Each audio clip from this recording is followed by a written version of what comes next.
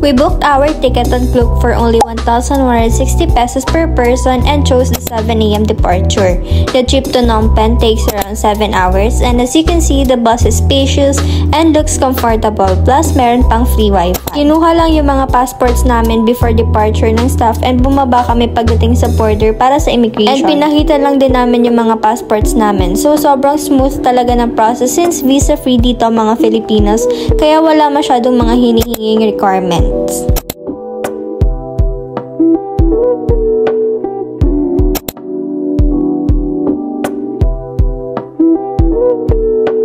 After 8 hours, we finally arrived here in Cambodia. Dito kami nagstay sa Grand Elevation and we only paid 1,930 pesos for a 3-day and 2-night stay. We are here na guys sa Cambodia and andito kami sa may tapat ng Royal Palace. Kami nagbebenta dito. Hindi ko alam kung anong meron. If merong ganap pa sila dito. Kasi as you can see, yung mga locals, may mga dala silang flowers. Tingnan yung street foods nila dito guys. And may mga may mga bags, mga exotic foods ata to. Brothers. Brothers. I want to 1 brothers. And then medium or large? medium. And then 75. Half. And then 1 brown sugar pearl milk. We're just waiting for our orders and then pupunta na kami sa taas kasi doon guys yung magandang view ng Royal Palace.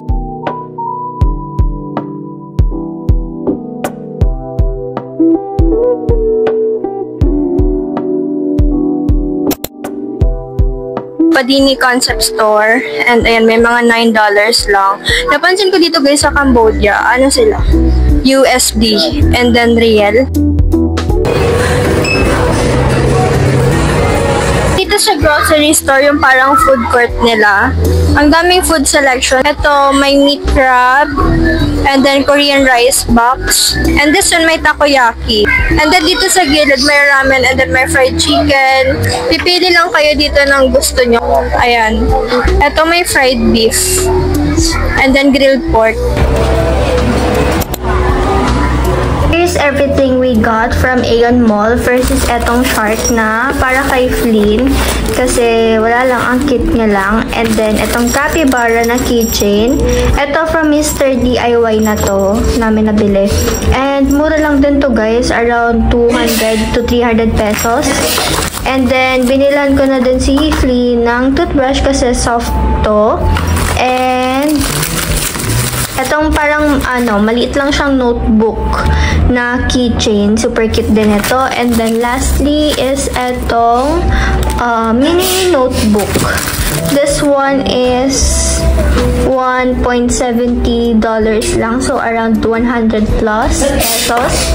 And meron pa palang isa, which is etong Stabilo na highlighter. And mura lang din to guys. Ayan, 2.60 USD.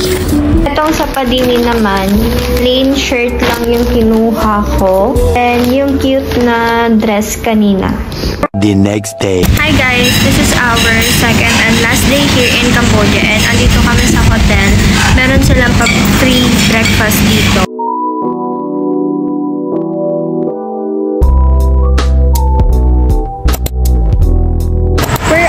Here, and as you can see, ang ganda dito guys, kaya i-add nyo din to sa itinerary nyo para kami nasa Europe pero nasa Cambodia lang talaga kami.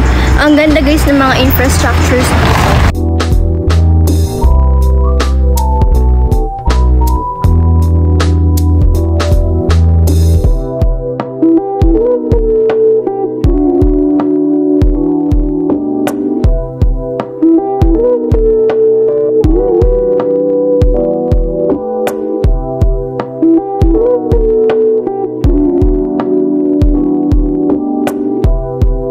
Guys, ang ganda ng ambience ng cafe na to. Meron pa sila sa second floor. Hindi pa namin na-check. And then, yung outdoor view. Look at the outdoor view. Sobrang ganda.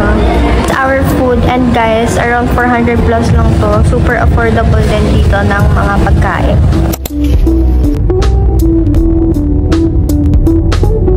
Dito na kami sa PH Euro Park and guys, walang entrance fee dito and ang ganda din dito. O, tingnan niyo yung nasa likod ko.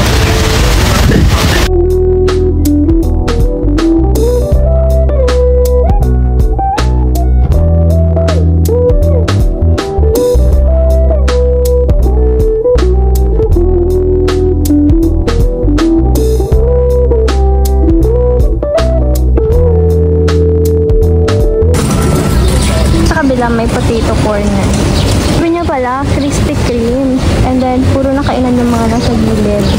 Ang daming kainan actually. Actually guys, mas naguguluhan ako sa pera nila dito compared sa pera natin sa, pera sa Vietnam, yung dong.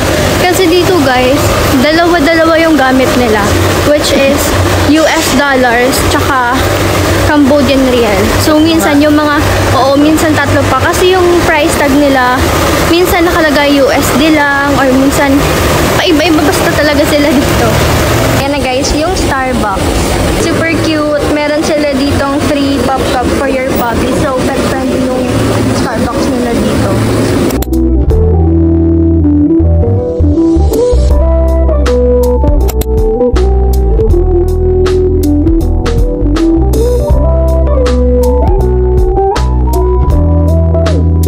The next day.